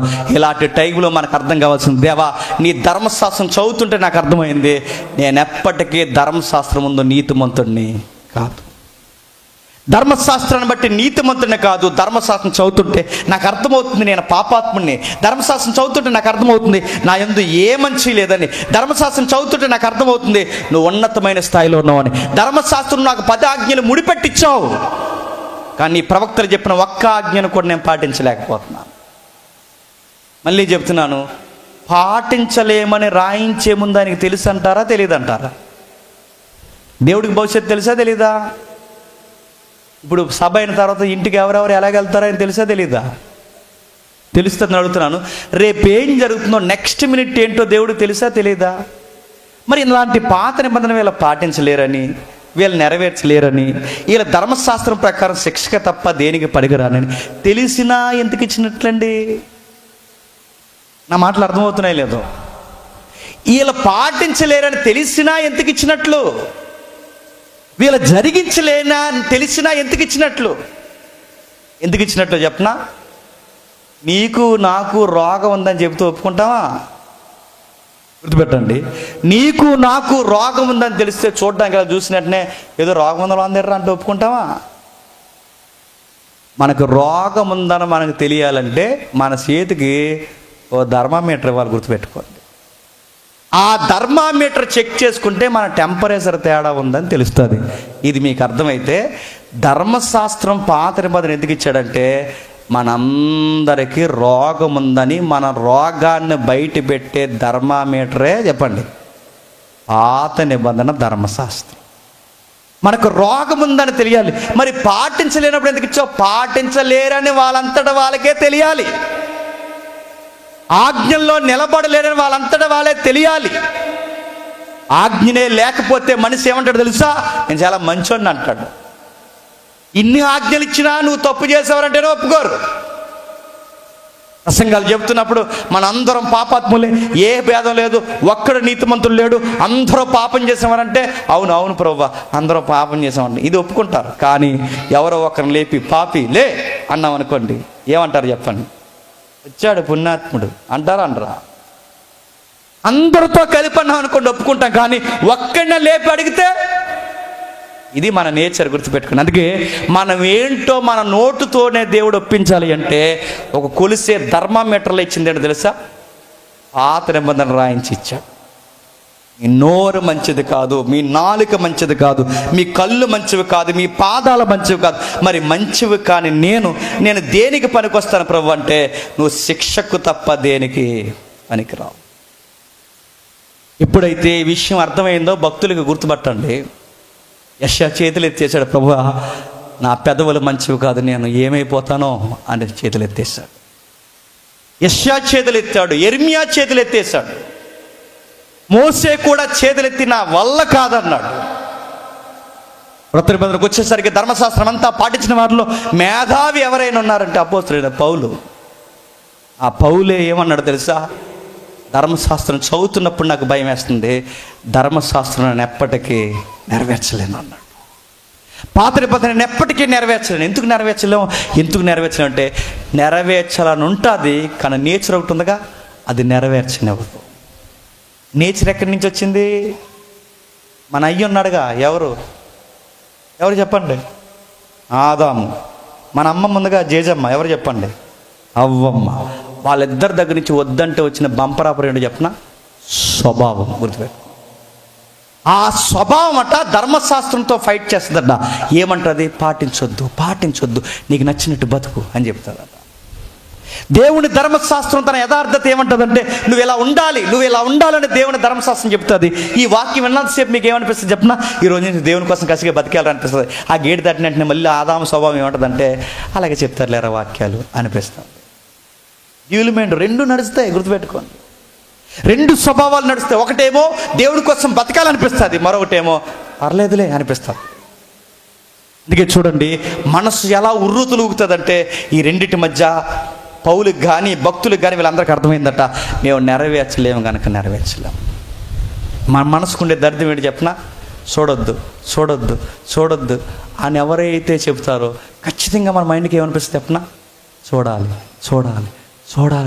ఆ దరిద్రం ఉంది మనకు లోపల. గుర్తుపెట్టుకోండి, అబద్ధం ఆడొద్దు అని ఆడితే ఎలా ఉంటుందని ఆడతాం. మీకు ఉదాహరణ చెప్తాను వినండి. ఎవరో డాక్టర్ గారు షుగర్ వచ్చినోడికి చెప్పారట, రే వీటిని తినకు పోతావు, నీకు బంపరాపర షుగర్ వచ్చింది అని చెప్పారట. నిజానికి ఆయనకి స్వీట్లు తిన అలవాటు లేదు. డాక్టర్ గారు తినొద్దన్నాక నుంచి చెప్పండి ఏజీ తినేయాలనిపిస్తుందంట. నేనేమంటున్నాను చెప్పనా? మనం ఏదైతే దేవుడు చెయ్యొద్దంటాడో చెప్పండి ఖచ్చితంగా అది చేస్తాం. అది చేస్తామని మనకు తెలియాలి అంటే నువ్వు తేడాగా ఉన్నావరా దేవుని ఎదుట అని చెప్పాలంటే మనకేముండాలి చెప్పండి? మనల్ని తప్పుగా అద్దంలో చూపించినట్టు మనం చూపించే చెప్పండి ధర్మశాస్త్రం ఉండాలి. ఈ ధర్మశాస్త్రం ఏమంటుందంటే చంపే ప్రభువాలని. ఈ ధర్మశాస్త్రం ఏమంటుందంటే వీళ్ళ దెబ్బలకు తప్ప దేనికి పనికిరారని చెప్పింది. పౌలు అప్పుడు అన్నాడు, ధర్మశాస్త్రం చదువుకుని, నాకు తెలిసి ఈ ప్రసంగం అందరికీ అర్థం కాకపోవచ్చు, ఎవిగల వారికి అర్థం అవుతుంది. పౌలు అప్పుడు అంటాడు ప్రభువా, ఇలాంటి ధర్మశాస్త్రం నాకు విరోధమైన, ఇలాంటి ధర్మశాస్త్రం నాకు శత్రువు అయినా అలా అనలేను ప్రభు. ఎందుకంటే ఈ ధర్మశాస్త్రమే లేకపోతే నేనంటే ఏంటో నాకు తెలియదు, నీ విలువేంటో నాకు ఎప్పటికీ చెప్పండి తెలియదు. నీ విలువేంటో నాకు తెలియాలంటే ఈ ధర్మశాస్త్రం ఉండాలి. నాకు ఎంత పాపరోగం ఉందో తెలియాలంటే చెప్పండి ఈ ధర్మశాస్త్రం ఉండాలి. ఈ ధర్మశాస్త్రం చదువుతుండగా ధర్మశాస్త్రం అంటదట మనలో ఒక గిల్ట్ స్టార్ట్ చేస్తట. అందుకే చూడండి, తప్పు చేయకూడదని చేస్తాం, తప్పు చేసిన తర్వాత ఈ బైబిల్ చదువుతుంటే మనకేమనిపిస్తుంది చెప్పిన అపరాధ భావం కలుగుతుంటుంది మనకి. కొంతమందికి ప్రసంగం వింటున్నప్పుడు వాళ్ళకి నేరుగా మాటలు తగులుతున్నట్టు ఉంటాయి. వాక్యానికి ఉన్న గొప్పతనం అదే. నేరుగా వాళ్ళనే గోమె కొడేసినట్టు ఉంటుంది, నేరుగా వాళ్ళకే తగిలినట్టు ఉంటాయి. ఎందుకు అనిపిస్తుంది చెప్పిన వాక్యానికి కూడా గొప్పతనం. ఆ వాక్యం చదువుతున్నప్పుడు వాక్యం ఏమంటుందంటే నిజంగా వాక్యం చెప్తుంది నువ్వు బాగాలేదురా అని. అందుకే వాక్యం చదువుతున్నప్పుడు మనకు అనిపిస్తుంది ప్రభువా నిజమే, అబద్ధాల విషయంలో, దొంగతనం విషయంలో, మోసం విషయంలో, సంసార విషయంలో, స్నేహం విషయంలో, సేవ విషయంలో ఎక్కడ నేను నమ్మకం ఉండలేకపోయాను ప్రభువా, నిజముగా నీ ఎదుట నేను దోషినే అని ఒప్పుకుంటాం. ఆ టైంలో రెండు విషయాలు మన లోపల దోబూచులట్లు ఆడతాయట. ఎలా ప్రభువా, నేను బయటికి రావాలంటే ఎలా ప్రభు అంటే అప్పుడు ధర్మశాస్త్రం అందంటారే, మీరు అందరూ పాపం చేశారా, మిమ్మల్ని నేను అరెస్ట్ చేస్తున్నాను అందాం. ఏం చేస్తుంది? అరెస్ట్. ఎక్కడుంది ఆ పదం? ఒకసారి గలతీ పత్రిక రండి. గలతీలకు రాసిన పత్రిక త్వరగా గలతీలకు రాసిన పత్రిక, అపోస్తలుడైన పౌలు గలతీలకు రాసిన పత్రిక 3వ అధ్యాయం. అపోస్తలుడైన పౌలు గలతీలకు రాసిన పత్రిక 3వ అధ్యాయం సుమారు 23వ వచనం చదవండి. ఇంకా మీకు బాగా అర్థం కావాలంటే 21వ వచనం, ధర్మశాస్త్రం దేవుని వాగ్దానాలకు విరోధమైనదా? అట్లనరాదు. జీవింపజే శక్తి గల ధర్మశాస్త్రం ఇవ్వబడి ఉన్నాయల్లా వాస్తవంగా నీతి ధర్మశాస్త్రం మూలంగా కలుగును కానీ యేసుక్రీస్తునందుల విశ్వాసం మూలంగా కలిగిన వాగ్దానం వలన విశ్వసించిన వారికి అనుగ్రహింపబడినట్లు లేఖనము అందరినీ పాపములో బంధించింది. ఏమర్థమైంది పౌలు గారి మాటలో పట్టని అర్థం? ఏమంటున్నాడు చూడండి, లేఖనం అంటే పాత నిబంధన అందరినీ ఎక్కడ బంధించిందట? పాపంలో. అంటే పాపం చేయమని బంధించిందా, పాపంలో ఉన్నారని బంధించిందా? పాపంలో బంధించిందంటే దాని అర్థం ఏంటి? మీకు రోగం ఉందరా అని పట్టుకుంది. లేఖనం తప్పు కాదు, గుర్తుపెట్టుకోండి. లేఖనం తప్పు కాదు, లేఖనం మనలో తప్పు ఉందని చెబుతుంది, మనలో పాపం ఉందని చెబుతుంది.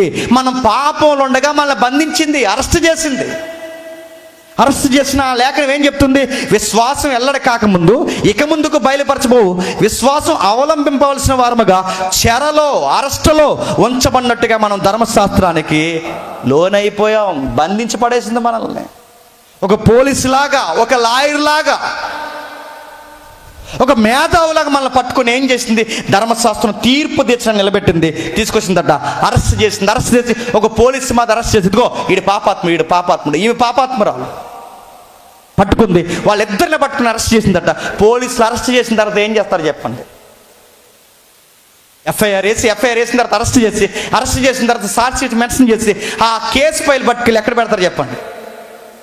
కోర్టులో జడ్జి ముందు పెడతారు.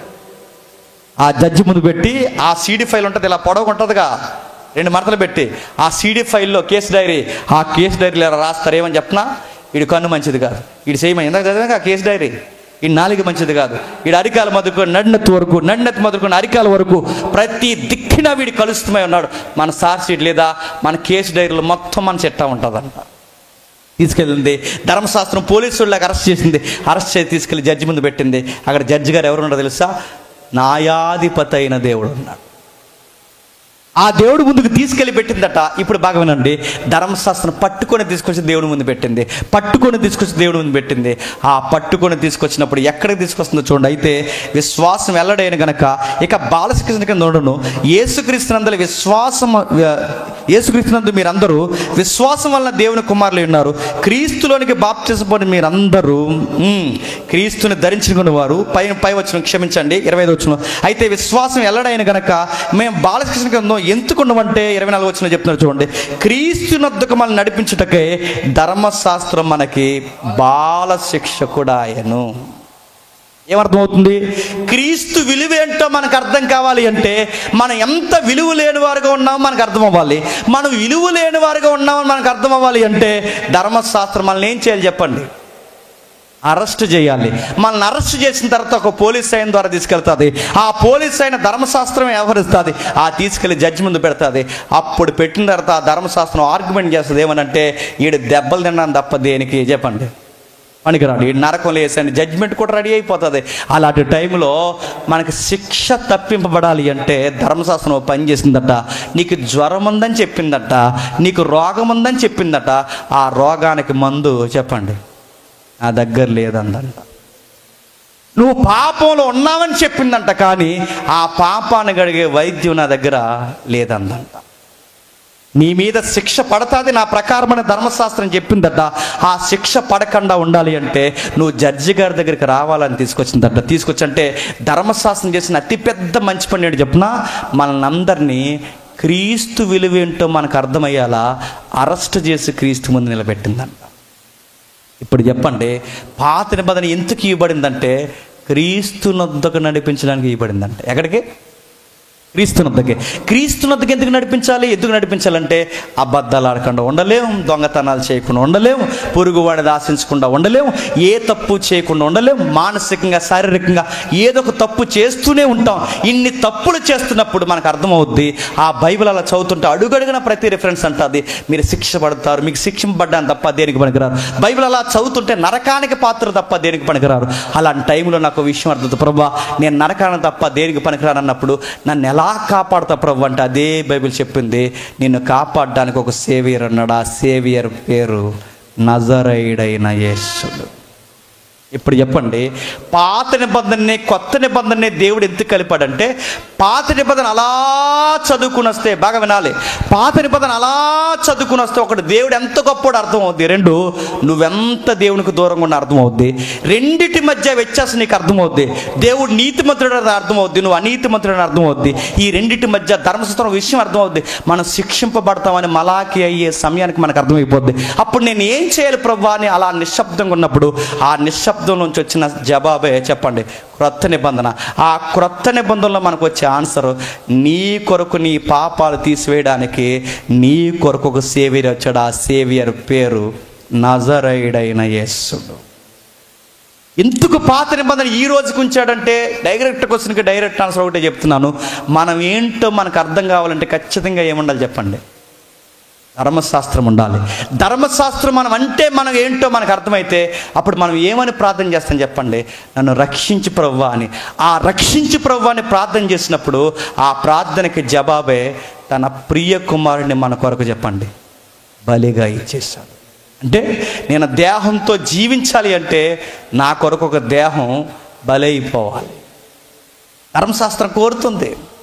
నేను రక్తంతో జీవించాలి అంటే నా పక్షమున ఒక రక్తం కారాలి. నేను ప్రాణంతో జీవించాలి అంటే నా పక్షమున ఒక ప్రాణం బలి అయిపోవాలి. ఎవరిస్తారు? నా భార్య ఇస్తుందా? పెళ్లి ప్రమాణం చేస్తుంది అంతే ఇస్తుందా? వ్యాధి ఎందును బాధ ఎందును ఎక్కడికి వెళ్ళినట్టు ఉడితే కరోనాలో తెలిసిపోరు అందరూ. ఎలాగంటారో ఉంటారని అడుగుతున్నాను. డబ్బులు ఏమైనా తేడా వచ్చి ఆర్థిక నష్టాలు వచ్చాయో మళ్ళీ చెప్తున్నాను. ఆర్థిక నష్టాలు ఏమైనా వచ్చాయంటే కాపురాలు ఉంటున్నాయో కేవలం ఆర్థిక ఇబ్బందుల వల్ల ఇడిపోయే భార్య భర్తలు లేరా చెప్పండి. నీ కొరకు నీ భార్య ప్రాణం పెట్టదు, నీ కొరకు నీ భర్త ప్రాణం పెట్టరు, నీ కొరకు నీ గర్భాన్ని పుట్టిన పిల్లలో ప్రాణం పెట్టరు, ఎవరేం పెట్టరు. మహా అయితే గుప్పుడు రక్తం ఇస్తారు నీ కోసం అంతే. నీ కొరకు ఏం చేయగలరు? ఏమీ చేయలేరు. నీ ఉగ్రత, నీ నరకానికి పోయే ఉగ్రత, నా మీదకు వస్తున్న ఉగ్రత మీద ఎవరు వేసుకుంటారు? మానవుల్లో ఎవడు వేసుకోలేడు. ఒకవేళ మీద వేసుకుందాం అనుకున్నా ఎవడో నీతిమంతుడు లేడు. ఎందుకంటే ఎవడ శిక్ష ఆడుకుంది, ఆడి పాపాలు ఆడుకున్నాయి, మన పాపాలు మనకున్నాయి.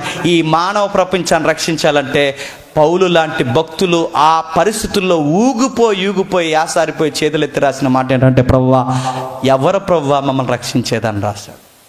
రాసినప్పుడు ఏమని రాస్తున్నాడు చూడండి. ఆ రోమపత్రిక మీకు అర్థమవుద్దు. రోమిలికి రాసిన పత్రిక 7వ అధ్యాయం, రోమిలికి రాసిన పత్రిక 7వ అధ్యాయం, రోమిలికి రాసిన పత్రిక 7వ అధ్యాయం 14 వచనం నుండి. రోమిలికి రాసిన పత్రిక 7వ అధ్యాయం 14 వచనం ఎవరైనా చదవండి. ధర్మశాస్త్రము అయితే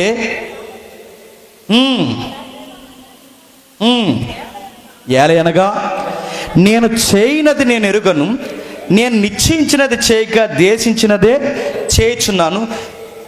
ఇచ్చయింపనది చేసిన ఎడల ధర్మశాస్త్రం శ్రేష్టమైనదని ఒప్పుకొనుచున్నాను.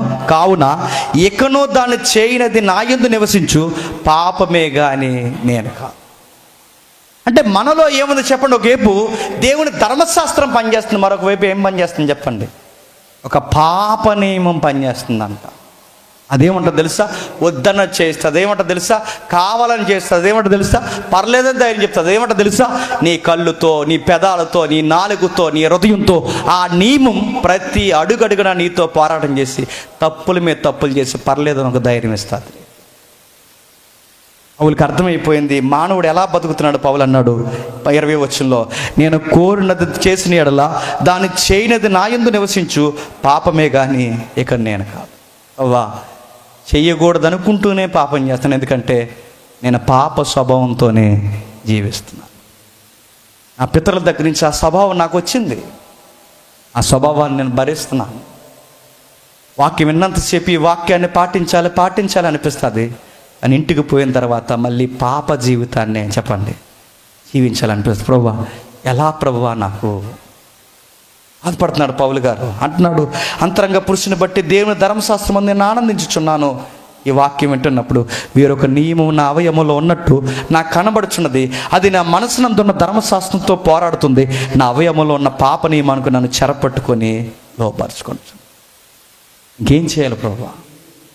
ఇటు ఈ పాపాన్ని జయించలేను, ఇటు నీ ధర్మశాస్త్రాన్ని నేను పాటించలేను. అటు ఇటు కాకుండా మధ్యలో ఉండిపోయిన నాకు అర్థమవుతుంది. నీ ధర్మశాస్త్రాన్ని పాటించకపోతే నేను ఖచ్చితంగా పోయేది ఎక్కడికో తెలుసా? నరకానికి పోతాను. నీ వాక్యాన్ని పాటించకపోతే ఖచ్చితంగా నేను నరకానికి పోతాను. వాక్యం పాటించాలనే అనిపిస్తుంది వాక్యం అన్నంతసేపు. అని ఇంటికి పోయిన తర్వాత మళ్ళీ యథాస్థితికి నేను వచ్చేస్తున్నాను. అప్రవ్వా, ఎలా ప్రవ్వా అని పౌలు లాంటి మహానుభావులు బాధపడినప్పుడు దేవుడు జవాబు ఇచ్చాడట, బాధపడకండి, మీరు పాటించలేని ధర్మశాస్త్రాన్ని నా కుమారుడు పాటించడానికి సస్సరీడుగా ఇలలోనికి చెప్పండి రాబోతున్నాడని చెప్పాడట. ప్రభు అయిన యేసుక్రీస్తు వారు ఇలలోకి వచ్చిన ముఖ్యమైన కారణం ఏంటో చెప్పనా? మన పక్షమున ధర్మశాస్త్రం నెరవేర్చడానికి వచ్చాడట. మనం పొందలేని నీతిని ఆయన మీదేసుకుని, మనం చెయ్యలేని కార్యాలు ఆయన జరిగించి, ఆయన జరిగించిన నీతిని తెచ్చి మన మీదేసి, మనం చేసిన పాపాలు ఆయన మీదేసుకుని, ధర్మశాస్త్రం ప్రకారం వచ్చిన నీతిని మనకిచ్చేసి, ధర్మశాస్త్రం ప్రకారం వచ్చే శిక్షను ఎవరు తీసుకున్నారు చెప్పండి? ఆయన తీసుకుని అన్నాడట, ఇక క్రీస్తునందున్న వారికి చెప్పండి ఏ శిక్షా విధి లేదన్నాడట. పాత నిబంధన క్రొత్త నిబంధన ఎందుకు పెట్టా ప్రభు అంటే, పాత నిబంధన ప్రకారం ఎంత తేడాగా ఉన్నామో తెలుస్తుంది. క్రొత్త నిబంధన ప్రకారం అదే అర్హత లేని మనుషులకి దేవుడు ఎంత కృపించాడో క్రొత్త నిబంధన ప్రకారం మనకు అర్థమవుతుంది. అందుకే దేవుడు ఎన్ని నిబంధనలు పెట్టాడు చెప్పినా? పాత నిబంధన చెప్పండి, క్రొత్త నిబంధన. ఈ రెండిట్లో ఏది లేకపోయినా బాగా వినాలి. ఈ రెండిట్లో ఏది లేకపోయినా క్రీస్తు విలువ ఏంటో మనకు అర్థమవుద్దా చెప్పండి? కొన్నిసార్లు బ్యాంకుకి వెళ్ళినప్పుడు బ్యాంకులో అప్పులు అడుగుతాం. హౌస్ లోన్ అని, ఆ లోన్ అని, ఈ లోన్ అని. ఒక డాక్యుమెంట్ వర్తించాలి అంటే ప్రజెంట్ నువ్వు చేసుకున్న రిజిస్ట్రేషన్ డాక్యుమెంట్ అది పని చేయాలంటే దీనికి ఒక లింక్ డాక్యుమెంట్ ఉంటుంది. ఆ లింక్ డాక్యుమెంట్ ఇస్తేనే ఆ బ్యాంక్ వాళ్ళు లోన్ ఇస్తానంటాడు. లింక్ లేదంటే పడేయమంటే బయటికి వెళ్ళిపోయి ఆడుకో అంటాడు. నీకు అర్థం కావాలంటే ఈ డాక్యుమెంట్ పని చేయాలంటే ఏ డాక్యుమెంట్ ఉండాలి? పాత డాక్యుమెంట్ లింక్ డాక్యుమెంట్ ఉండాలి. ఇది మీకు అర్థమైతే క్రొత్త నిబంధన ఒక డాక్యుమెంట్ అయితే ఈ డాక్యుమెంట్ వ్యాలిడ్ అవ్వాలి అంటే దీనికి లింక్ డాక్యుమెంట్ ఏంటి చెప్పండి? పాత నిబంధన. ఆ పాత నిబంధన క్రొత్త నిబంధన కలిపితే మనకు మధ్యలో కనబడేది ఎవరు చెప్పండి? ప్రభు అయిన యేసుక్రీస్తు వారు. ఆయన ఎందుకు మధ్యలోకి వస్తున్నాడంటే ఆ రెండు నిబంధనలు చెబుతున్నాయి, ఆయన లేకపోతే నీకొకటే దిక్కు నరకం తప్ప ఇంకా దేనికి పనికిరావు. అందుకు ప్రభు అయిన యేసుక్రీస్తు వారు వచ్చాడు. అప్పుడు అంటున్నాడు పౌలు గారు, చూడండి, అయ్యో నేనెంత దౌర్భాగ్యుడను, ఇట్టి మరణానికి లోనగు శరీరము నుండి నన్ను ఎవడు విడిపించును, నన్ను ఎవడు విడిపించును, అయ్యో నేను ఎంత దౌర్భాగ్యుడను, ఇట్టి మరణానికి లోనగు శరీరం నన్ను ఎవడు విడిపిస్తాడు? ఎవడున్నాడు? ఇది అధ్యాయం రాస్తూ అన్నాడు, ఎవడూ లేడు. ఆ 3వ అధ్యాయం రాస్తూ అన్నాడు, నీతిమంతుడు ఒక్కడో లేడు. యాజకుడు విడిపిస్తాడంటే యాజకుడు పాపం చేస్తున్నాడు, పెద్ద విడిపిస్తాడంటే పెద్ద పాపం చేస్తున్నాడు, సంఘంలో సీనియర్ విశ్వాసి అతడో పాపం చేస్తున్నాడు. ఏ భేదం లేదు, అందరూ పాపం చేసి దేవుడు అనుగ్రహించు మహిమను పొందలేకపోతున్నారు. ఎవరు విడిపిస్తారంటే ఒక మానవుడు విడిపించడం అసాధ్యము. ఒక మానవ స్వభావం కలిగిన మరొక మానవుడు మిమ్మల్ని విడిపించడం అసాధ్యం కనుక ఎలా ప్రభా ఈ ఉగ్రత నుంచి, నీ ధర్మశాస్త్రం నుంచి, ఆ శిక్ష నుంచి నేను ఎలా తప్పింపబడతాను ప్రభు అంటే అప్పుడు జవాబు వచ్చిందట, దేవునికి కృతజ్ఞతాస్తుతులు చెల్లిస్తున్నాడు. ఎందుకు తెలుసా?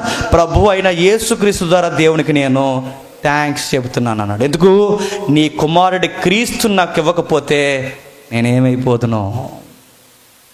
క్రీస్తు విలువ నాకు అర్థం కావాలంటే బైబిల్ చెబుతుంది, క్రీస్తు విలువ నాకు అర్థం కావాలి అంటే మోసేతో మాట్లాడడానికి 40 రోజులు దేవుడు రావాలి, 10 ఆజ్ఞలు ఇవ్వాలి, ఆ 10 ఆజ్ఞలు బేస్ చేసుకుని 5 గ్రంథాలు రాయించాలి, 5 గ్రంథాలు బేస్ చేసుకుని ప్రవక్తల గ్రంథాలు రాయించాలి, ఆ గ్రంథాలన్నింటినీ మనతో చదివించాలి. అవి చదివిన తర్వాత మనం ఎంత రోతగా బతుకుతున్నాం మనకు తెలియాలి.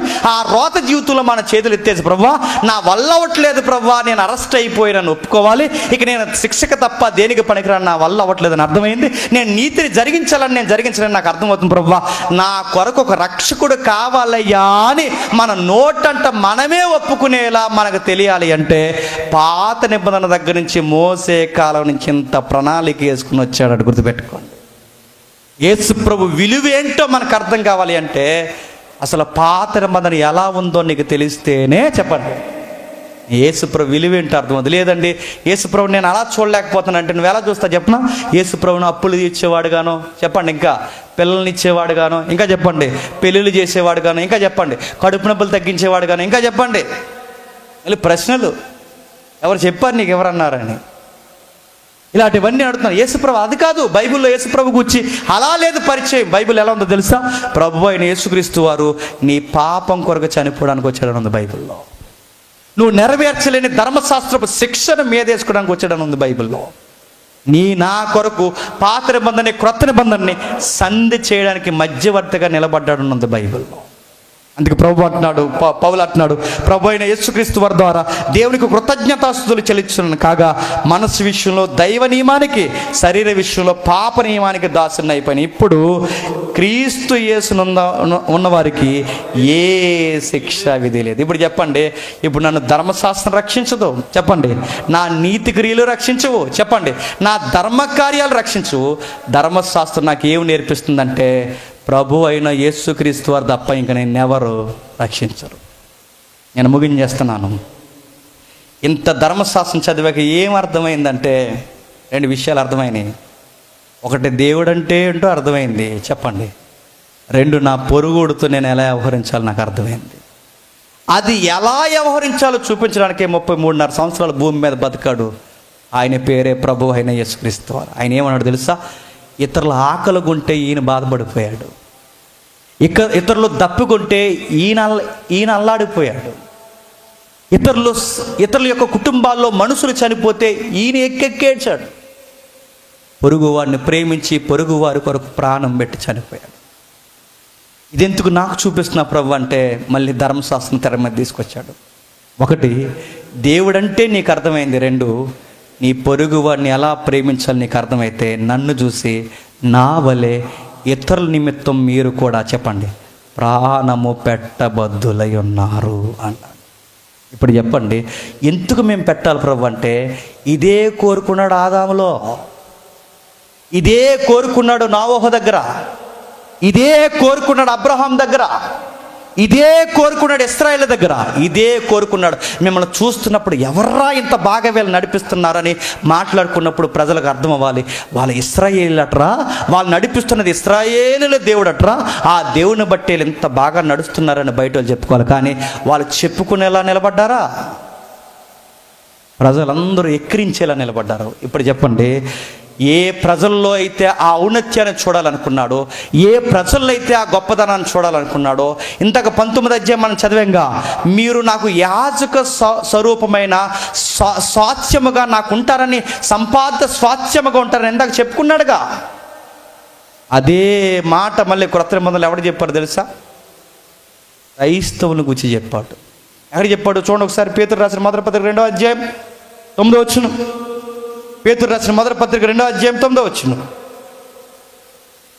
పేతురు రాసిన మొదటి పత్రిక 2వ అధ్యాయం 9వ వచనం.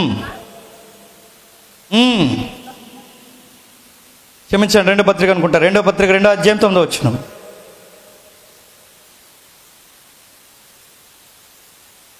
అయితే మీరు చీకట్లో నుండి ఆశ్చర్యకరమైన తన వెలుగులోనికి పిలిచిన వాని గుణాతిశయములను ప్రచురము చేయి నిమిత్తము ఏర్పరచబడిన వంశమును, చెప్పండి, రాజులైన యాజక సమూహం. ఇదే మాట ఇందాక ఎక్కడో చదివాం, ఎక్కడ చెప్పండి? ఆ నిర్గమాకాండం 19వ అధ్యాయం 4, 5, 6 వచనాలు చదివాం. అదే మాట మళ్ళీ ఎవరు రాస్తున్నారు చెప్పండి? పేతురు గారు రాస్తారు. అంటే ఇశ్రాయేలు చూపించలేనిది ఇప్పుడు ఎవరు చూపించాలి చెప్పండి? క్రైస్తవులు చూపించాలి. ఏం చూపించాలి? వాళ్ళ సివిల్ లాలో ఫెయిల్ అయిపోయారు, గాడ్స్ లాలో ఫెయిల్ అయ్యారు, ట్రెడిషనల్ లాలో ఫెయిల్ అయిపోయారు. ఇప్పుడు వాళ్ళు చూపించలేని ఆ నీతి ధర్మశాస్త్రపు క్రియ అంతా, అంటే వాళ్ళ చెయ్యలేని పాటించలేని దేవుని యొక్క చిత్తాన్ని ఇప్పుడు ఎవరు ప్రపంచానికి చూపించాలని దేవుడు కోరుకుంటున్నాడు చెప్పండి? క్రైస్తవులు చూపించాలి. అందుకే మనం వేసుకునే బట్టలు ఒక పద్ధతిగా ఉండాలి, గుర్తుపెట్టుకోండి. మన క్రైస్తవ బిడ్డలో బయట వాళ్ళు తిరిగినట్టు తిరగకూడదు, గుర్తుపెట్టుకోండి. బయట వాళ్ళ పిల్లలకి సీవులెస్లో చెదారం వర్తిస్తే మనకు వర్తించో, గుర్తుపెట్టుకోండి. మనం వేసుకునే బట్టలు ఒక పద్ధతిగా ఉండాలి. ఎందుకంటే మనం ట్రెడిషనల్గా ప్రభుని ఎక్స్పోజ్ చేస్తూ ఉండాలి. మన సంసారాలు, మన స్నేహాలు, మన పనులు. ఎందుకంటే ప్రభు కోరుకుంటున్నాడు ఇశ్రాయేల్ని అలాగే చూపించాలనుకున్నాడు ప్రపంచానికి. ఆ రోజు సెంట్రల్ ఇశ్రాయేల్ని పెట్టి మీ ద్వారా ఈ ప్రపంచాన్ని ఆశీర్వదించాలని అనుకున్నాడు. కానీ వాళ్ళు నిలబడలేకపోయారు. కానీ వాళ్ళు చెయ్యలేని పని ఇప్పుడు ఎవరి మీద పెట్టాడు చెప్పనా? క్రైస్తవుల మీద పెట్టాడు. అంటే ఈ సంఘాల మీద పెట్టాడు అన్నమాట. మన మాటలు, మన పద్ధతులు, మన కార్యాలు, మన బట్టలు, మన వ్యవహారాలు ప్రతీదీ ప్రభువును చూపిస్తున్నాడు. కానీ మనం ఏం చేస్తాం చెప్పనా? ఆదివారం ఇక్కడికి వచ్చి గొడవలు పెట్టుకుంటాం. ప్రభువుని చూపించాం చెప్పండి.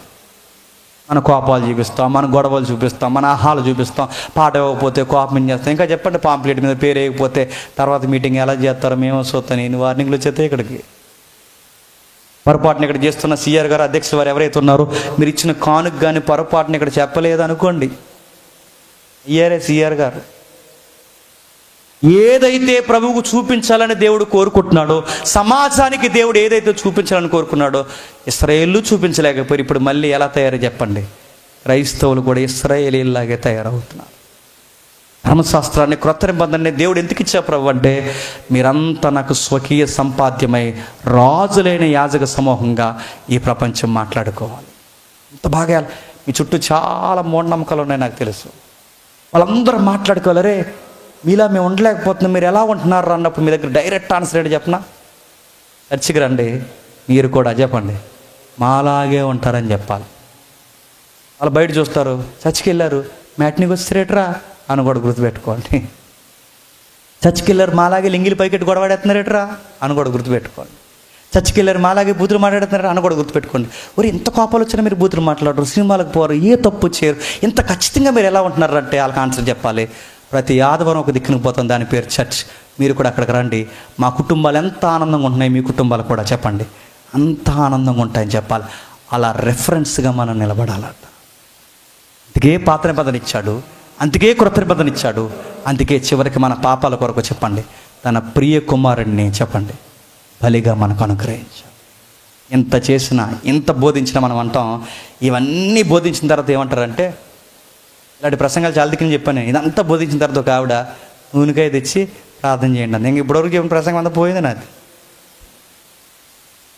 అడుగుతున్నాను, ఇప్పటివరకు చెప్పింది ఏంటని అడుగుతున్నా. ఇంత ప్రసంగం చెప్పిన తర్వాత ఆ నూనె బాటలు చెప్పి ప్రార్థన చేయ బాబు అందంటే ఇంకేమనాలండి? ఇది అడుగుతున్నాను. మన దేవుడు ఏంటో మనకు అర్థమవుతుందో లేదో కానీ మధ్యలో మారిన వాళ్ళకి అర్థమవుతాడండి. చిన్నప్పటి నుంచి ఉన్న మనకు అర్థమవుతాడు లేదో నాకు తెలియదు కానీ దేవుడిని కొత్తగా తెలుసుకున్న వాళ్ళకి మాత్రం బాగా అర్థమవుతుంది. అందుకే రెండూ చదవండి, బైబిల్ చదవండి. ఈ రెండిటి మధ్య ప్రభు ఎందుకు వచ్చాడు అవనొచ్చింది తెలుసుకోండి. మన కళ్ళు, మన మాటలు ఖచ్చితంగా ఆయన ఎందు ఉంటే మారతాయి అంటే మారతాయి, ఖచ్చితంగా మారతాయి. ధర్మశాస్త్రం చేయలేని నీతిని ఖచ్చితంగా ఆయన జరిగిస్తాడు. ఆయన బోధిస్తాడు, మనకు లోపల కూర్చుంటాడు. ఆయన మన హృదయం అనే లోపల ఆయన కూర్చొని మన మాటల్ని, మన కళ్ళుని, ప్రతి దాన్ని ఏం చేస్తాడు చెప్పండి? మారుస్తాడు. ప్రభు అయిన యేసుక్రీస్తు వారి యొక్క ఔన్నత్యం ఏంటో మనకు అర్థమైతే మళ్ళీ చెప్తున్నాను, ఆ ప్రభువుకి మహిమార్థంగా మనం జీవిస్తాం. అట్టి ధన్యత మీ అందరికీ దేవుడు అనుగ్రహించునుగాక. Amen, amen, amen. ప్రార్థన చేస్తాం.